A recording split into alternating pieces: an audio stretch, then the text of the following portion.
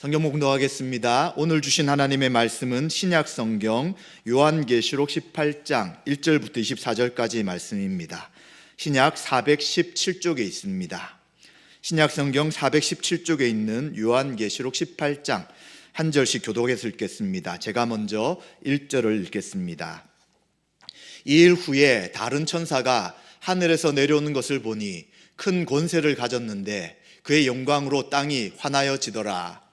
힘찬 음성으로 외쳐 이르되 무너졌도다 무너졌도다 큰 성 바벨론이여, 귀신의 처소와 각종 더러운 영이 모이는 곳과 각종 더럽고 가증한 새들이 모이는 곳이 되었도다. 그 음행의 진노의 포도주로 말미암아 만국이 무너졌으며 또 땅의 왕들이 그와 더불어 음행하였으며 땅의 상인들도 그 사치의 세력으로 치부하였도다 하더라. 내가 들으니 하늘로부터 다른 음성이 나서 이르되 내 백성아 거기서 나와 그의 죄에 참여하지 말고 그가 받을 재앙들을 받지 말라. 그의 죄는 하늘에 사무쳤으며 하나님은 그의 불의한 일을 기억하신지라. 그가 준 그대로 그에게 주고 그의 행위대로 갑절을 갚아주고 그가 섞은 잔에도 갑절이나 섞어 그에게 주라. 그가 얼마나 자기를 영화롭게 하였으며 사치하였든지 그만큼 고통과 애통함으로 갚아주라. 그가 마음에 말하기를 나는 여왕으로 앉은 자요 과부가 아니라 결단코 애통함을 당하지 아니하리라 하니, 그러므로 하루 동안에 그 재앙들이 이르리니 곧 사망과 애통함과 흉년이라. 그가 또한 불에 살라지리니 그를 심판하시는 주 하나님은 강하신 자이심이라. 그와 함께 음행하고 사치하던 땅의 왕들이 그가 불타는 연기를 보고 위하여 울고 가슴을 치며 고통을 무서워하여 멀리 서서 이르되 화이또다 화이또다 큰 성 견고한 성 바벨론이여, 한 시간에 내 심판이 이르렀다 하리로다. 땅의 상인들이 그를 위하여 울고 애통하는 것은 다시 그들의 상품을 사는 자가 없음이라. 그 상품은 금과 은과 보석과 진주와 세마포와 자주옥감과 비단과 붉은 옷감이요 각종 행목과 각종 상아 그릇이요 값진 나무와 구리와 철과 대리석으로 만든 각종 그릇이요 계피와 향료와 향과 향유와 유향과 포도주와 감람유와 고운 밀가루와 밀이요 소와 양과 말과 수레와 종들과 사람의 영혼들이라.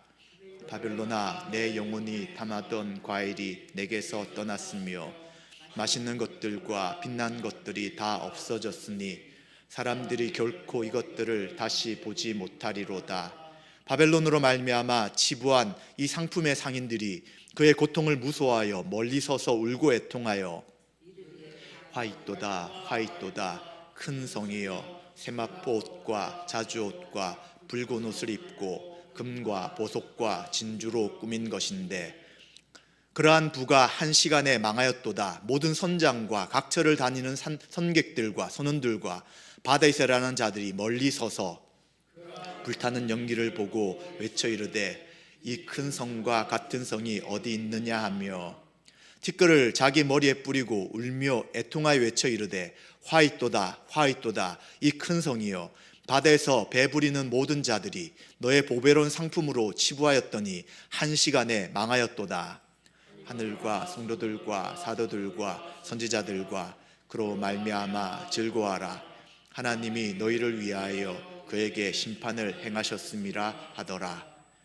이에 한 힘센 천사가 큰 맷돌 같은 돌을 들어 바다에 던져 이르되 큰 성 바벨론이 이같이 비참하게 던져져 결코 다시 보이지 아니하리로다.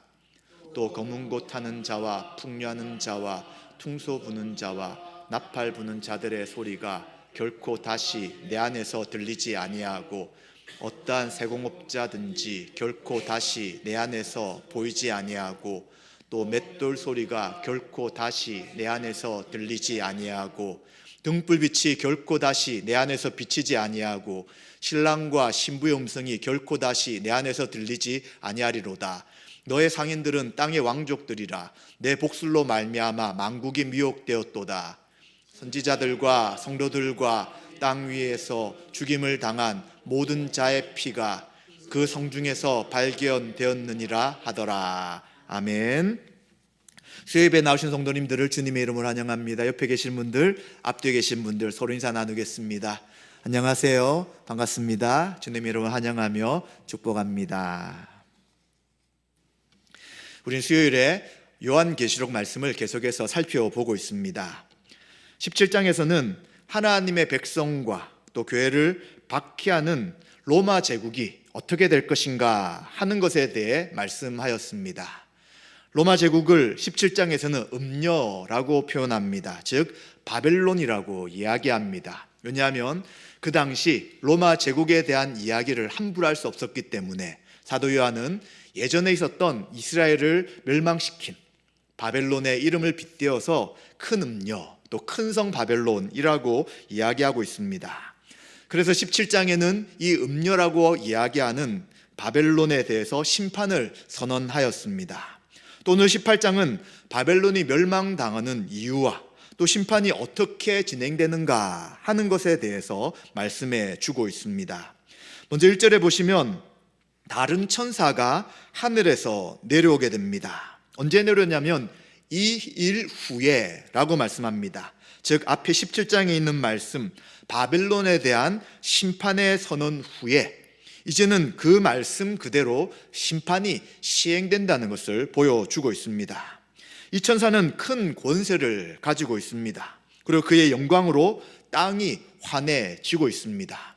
살아계신 하나님께서 천사를 통해 그 심판의 일을 행하게 하십니다. 천사의 영광을 통해 땅이 환해진다면 우리를 창조하시고 만드신 하나님의 영광은 얼마나 더 영광스러운지 우리는 생각해 볼 수 있습니다. 이 다른 천사는 외칩니다. 큰 성 바벨론이 무너졌다라고 힘차게 외칩니다. 무너졌도다, 무너졌도다, 큰 성 바벨론이요 라고 이야기를 합니다. 그렇다면 왜 이 큰 성 바벨론이 무너집니까? 이 바벨론에 대해서 어떻게 표현하고 있냐면 귀신의 처소와 각종 더러운 영이 모이는 곳, 더러운 가증한 새들이 모이는 곳이 되었다라고 이야기하면서 바벨론에 대해 이러한 표현을 하고 있습니다. 즉 바벨론은 회복 불가능한 완전한 멸망에 빠져서 더 이상 사람이 살 수 없는 폐허가 된다라고 말하는 것입니다. 이 표현은 구약 선지서에 나오는 표현입니다. 심판받은 적대 국가들이 황폐하게 되는 것을 이미지로 나타내는 것입니다. 그래서 구약 시대에 교만했던 바벨론, 또 에돔, 두로 이런 나라들에 대해 하나님이 심판하신다고 말씀합니다. 즉 사람이 살지 못하고 들짐승과 새들이 깃드는 폐허가 될 것이다 라고 선포했죠. 이 선포가 이사야와 예레미야서에 나타나고요. 그 예레미야와 이사야의 예언이 기억되는 그러한 말씀이라고 할 수 있습니다. 심판의 이유를 세 가지를 2절 3절에 이야기합니다. 첫 번째는 그 음행의 진노의 포도주로 말미암아 만국이 무너졌다라고 첫 번째 이유를 말씀합니다. 전 세계를 영적으로 또 도덕적으로 타락하게 하였고요. 이것으로 인해서 하나님의 진노, 하나님의 심판을 자초하게 하였다라고 말합니다. 이들로 인해서 영적 배교와 유혹에 빠지게 했다는 것이 바로 이 바벨론이 심판받을 첫 번째 이유입니다. 또 두 번째는 땅의 왕들이 그와 더불어 음행하였다라고 말씀합니다. 바벨론과 세상의 통치자들, 그 당시 로마라고 이야기한다면 로마와 그 주변의 왕들이 함께 정치적인 결탁을 하게 되죠. 또 권력의 야합을 통하여 그들이 서로 음행을 하였다라고 말하고 있습니다. 또 세 번째 이유는 땅의 상인들도 그 사치의 세력으로 치부하였다, 돈을 굉장히 많이 벌었다라고 이야기합니다.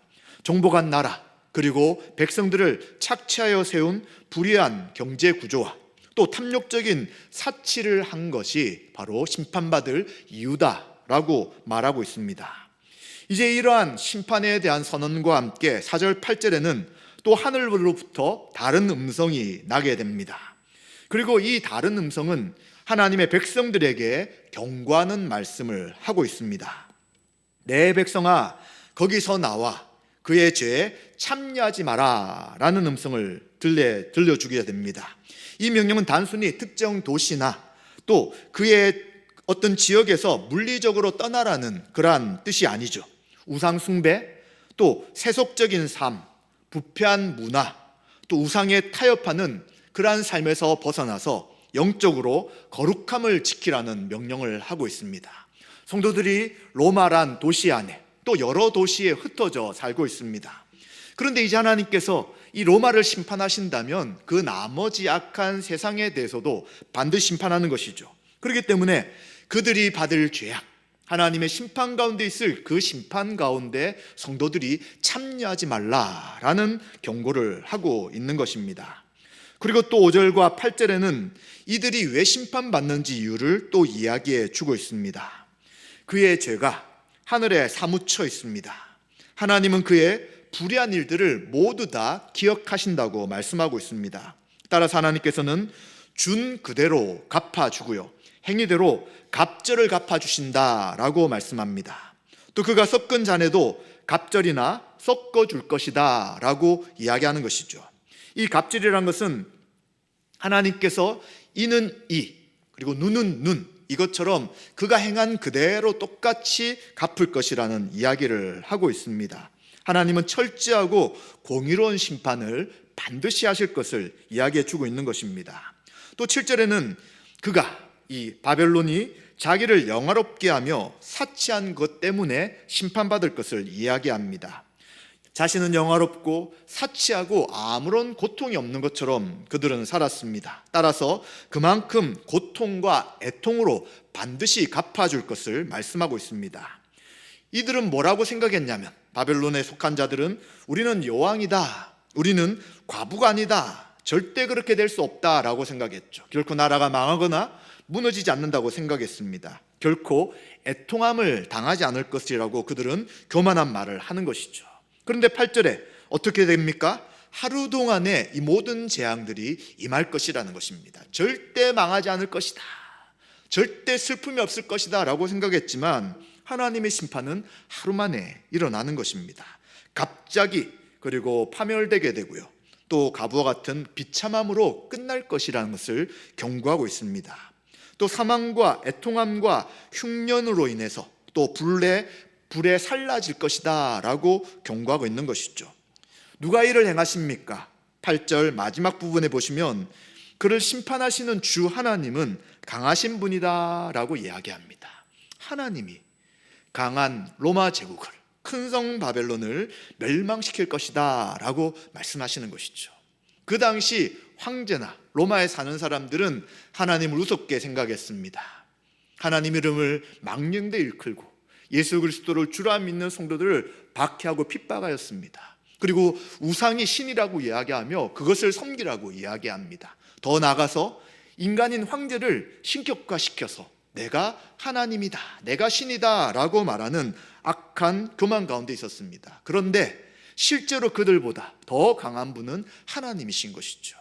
하나님의 때까지 그들의 악함을 내버려 두시다가 하루 만에 철저하게 하나님은 심판하시는 강하신 분인 것을 분명하게 말씀하고 있는 것입니다.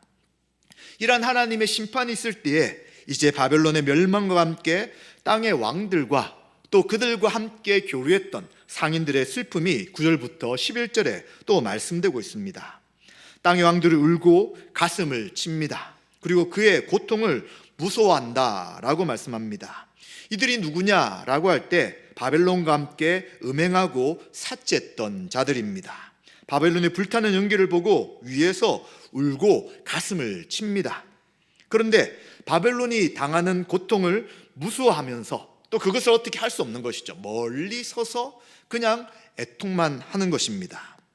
왜냐하면 큰 성 바벨론이 많은 사람에게 부와 유익을 주었지만 막상 멸망할 때가 되면 어떠한 사람도 도움의 손길을 뻗칠 수 없는 그러한 모습을 보게 되는 것이죠. 처음에 힘이 있을 때는 세상에 있는 모든 악한 자들이 서로 협력할 수 있습니다. 그런데 심판이 이르게 되면 그들은 다 뿔뿔이 흩어지고 배신하고 혼자만 살려고 하는 모습을 보게 되는 것이죠. 이처럼 큰 성 바벨론과 함께 큰 부경화를 누렸으나 이제 그 큰 성 바벨론이 심판받으니까 땅의 왕들은 고통하고 무서워하지만 그들을 도울 수 없는 것을 표현해 주고 있습니다.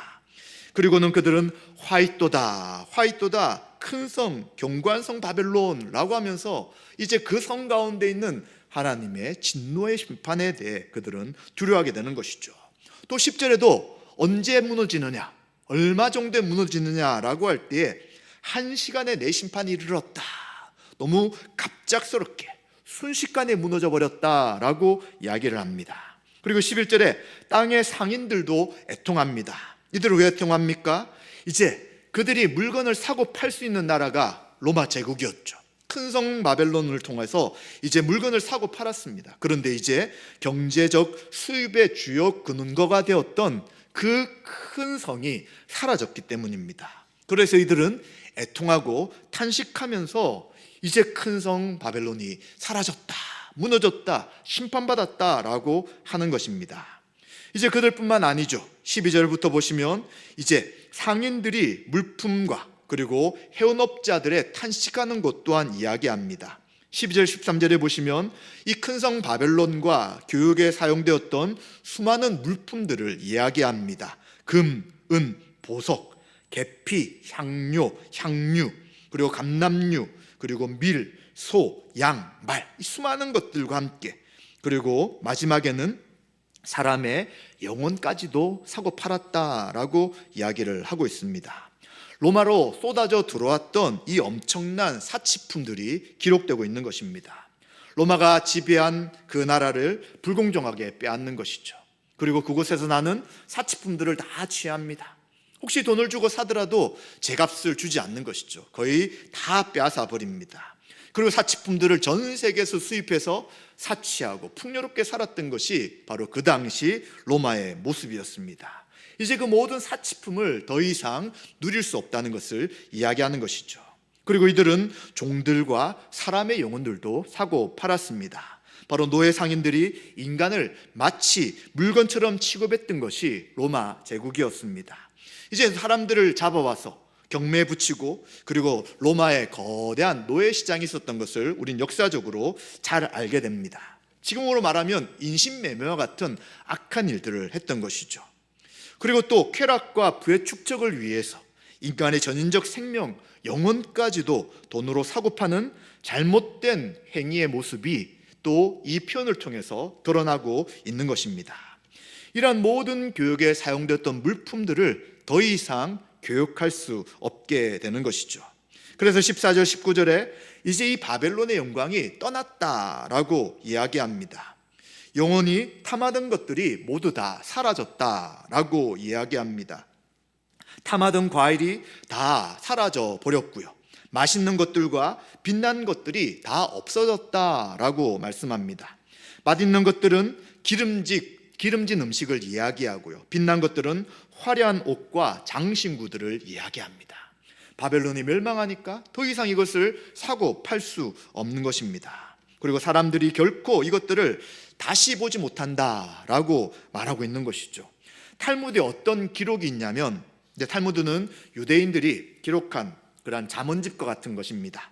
10개의 부가 세상에 내려왔는데 그 중에 9은 초기에 로마에게 취해졌다라고 이야기했습니다. 그래서 얼마나 그 로마 제국이 부강하고 모든 물질이 다 그곳에 있었던지를 설명해 주고 있는 표현들입니다. 그런데 이렇게 막강했던 큰 성 바벨론이 철저하게 소멸당할 것이라는 것을 말씀해 주고 있는 것입니다. 그래서 이제 이 상인들은 무서워하면서 그리고 멀리 서서 울고 애통합니다. 땅의 왕들과 마찬가지로 그들도 두려워하지만 멀리 서서 애통하는 것이죠. 결코 그 바벨론이 멸망하는 것, 큰 성 바벨론이 멸망하는 것을 어떻게 할 수 없습니다.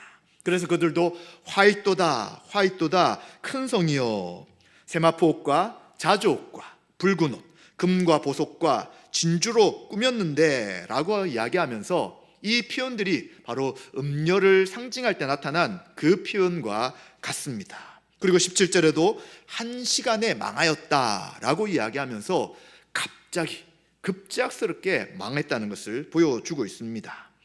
이제 배를 운행하고 그리고 배를 움직이는 그러한 뱃사람들 또한 이야기합니다. 18절 19절에 모든 선장, 선객 및 선원들, 바다에서 일하는 사람들도 멀리 서서 이야기합니다. 큰 성과 같은 성이 어디 있느냐, 그 거대한 성과 같은 그것이 이제 어디 남아 있느냐라고 이야기합니다. 그리고 티끌을 자기 머리에 뿌리면서 울며 애통하며 외칩니다. 화이또다 이 큰 성이여 라고 이야기하죠. 바다에서 배부리는 선원들과 선장들도 이제 보배로운 상품을 통하여 부를 쌓았습니다. 이제 배를 통해서 물건이 운반되니 당연히 그들도 큰 성 바벨론으로 인해 부를 쌓았던 것이죠. 그런데 이들도 19절에 한 시간에 망하였다라고 이야기합니다. 그 성이 갑자기 사라져버리고 멸망당했다라고 이야기하죠. 이처럼 큰 성 바벨론으로 인해서 많은 이득과 또 많은 도움을 받았던 사람들은 애통하고 슬퍼하며 그리고 멀리 서서 어떻게 할 수 없다는 것을 이야기합니다. 그런데 20절에 보시면 대조되는 표현이 나타나죠. 한쪽에서는 기뻐하고 있는 것입니다. 누가 기뻐합니까? 하늘과 그리고 성도들과 사도들과 선지자들은 바벨론의 멸망으로 인해 크게 기뻐한다고 말씀합니다. 왜 그렇습니까?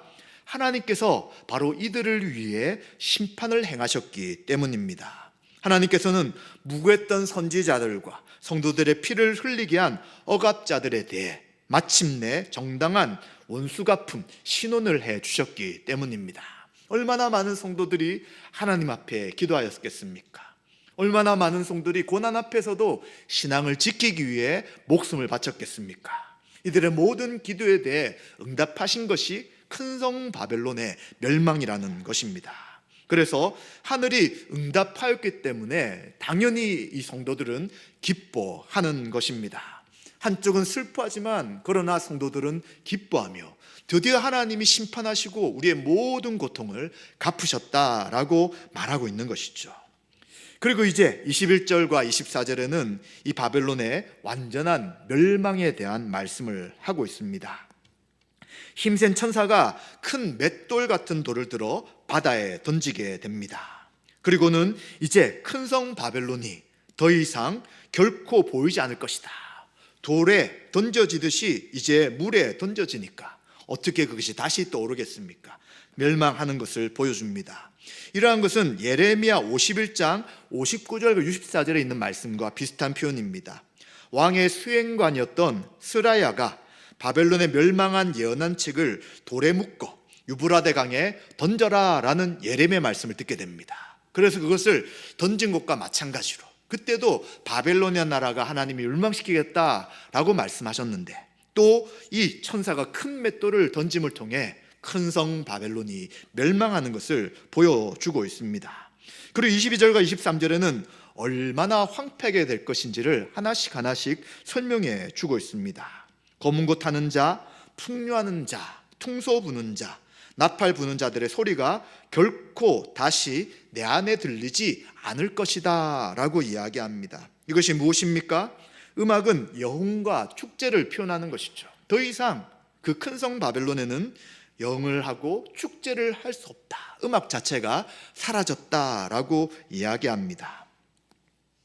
또 세공업자들이 맷솔 소리가 결코 다시는 들리지 않을 것이다 라고 이야기합니다. 생업은 무엇입니까? 경제 활동을 하고 그리고 상업이 일어나야 하는데 그 모든 것이 사라졌다고 이야기하는 것입니다. 또 등불빛이 결코 다시 내 안에 비치지 않는다고 이야기합니다. 등불은 무엇입니까? 생존을 위한 가장 기본적인 일상의 삶을 살아가는 것인데 이제 등불도 켤 수 없을 정도로 멸망했다는 것을 이야기합니다.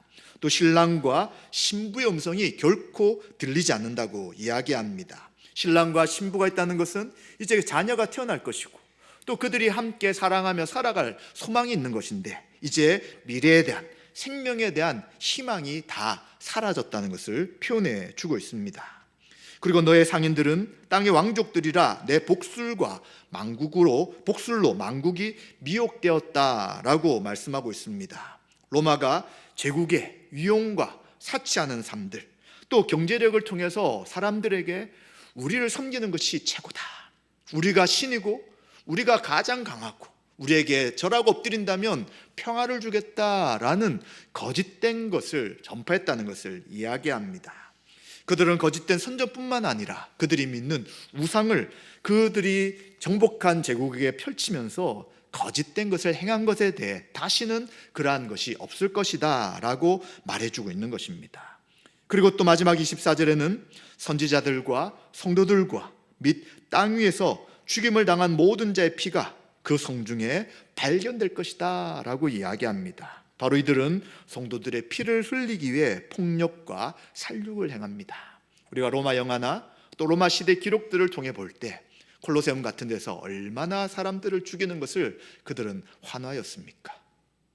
그리스도인이 죽어나가는데도 불구하고 죽여라 죽여라 이야기하며 저들이 죽는 것을 즐기는 그 악한 일들을 하고 있었던 것입니다. 화려하고 풍요로운 사치리에는 하나님의 말씀과 진리를 지키려는 수많은 성도들과 또 무고한 사람들을 착취하고 학살한 잔혹한 피가 그 가운데 있다는 것입니다. 따라서 공의 하나님은 마침내 이들이 흘렸던 그 모든 피에 대해 신원하고 그리고 그 모든 피의 악함을 갚으셨다는 것을 보여주고 있는 것입니다. 이처럼 음녀 바벨론의 멸망을 세상 권력자들 또 땅의 상인들 해운업자들은 슬퍼합니다. 그들로 인해서 부를 취하고 그들로 인해서 많은 이익이 있었지만 이제 그것이 사라졌기에 이들은 슬퍼합니다. 그러나 그 반면 하늘의 성도들과 사도들과 선지자들은 기뻐하는 것입니다.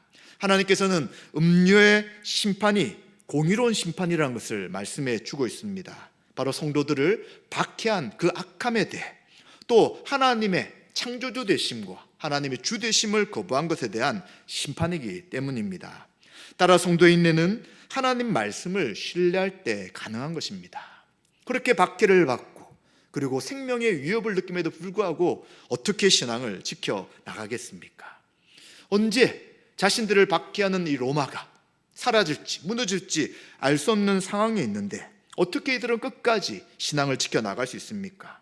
그렇기 때문에 하나님께서는 성령님께서 요한을 통해서 계시록을 기록해 하시고 지금 그렇게 강하게 보이는 로마 제국일지라도 하나님께서 심판하실 그때는 순식간에 1시간 만에 멸망할 것이다. 철저하게 하나님이 심판할 것이다 라고 말씀하고 있는 것이죠. 그래서 로마 시대를 살아간 성도들에게 요한계시록은 소망의 복음이 되는 것입니다. 더 인내하게 되고요, 공의로운 하나님을 의지하며 살아가게 하는 것이죠. 역사적으로 로마는 주후 410년 예수님 오신 지 410년이 되었을 때 8월경에 알라릭이란 사람이 이끄는 고토족에 의해 약탈당하며 치명적인 타격을 입게 됩니다. 요한계시록 기록될 당시 로마 인구를 어느 정도로 보게 되냐면 100만 명 정도로 보게 됩니다. 그런데 그렇게 많았던 로마의 인구가 6세기에 이르러서 이제 군대가 패배하게 되고요, 경제적 기반을 상실하게 되고 기아와 질병으로 인해서 이제 600년 정도 되었을 때 어느 정도 남았냐면 3만 명 정도가 로마에 살았다는 그런 기록이 있다고 합니다. 결국 화려했던 도시는 사람들이 버리고 떠나 야생동물이 사는 폐와 같은 도시로 상태가 되었습니다. 큰 성 바벨론을 1세기에는 로마 제국으로 보게 됩니다. 그런데 역사적으로 철저하게 몰락한 것을 우리는 알고 있는 것이죠. 그렇다면 지금에는 이 큰 성 바벨론을 무엇이라고 할 수 있습니까? 오늘날을 포함해서 전 역사에 걸쳐서 하나님을 대적하고 물질이 최고라고 이야기하며 권력을 우상화하는 모든 타락한 세상의 권력을 이야기할 수 있다는 것입니다. 그리고 그러한 나라들에 대해 하나님께서는 음료 바벨론이라고 말하는 것입니다.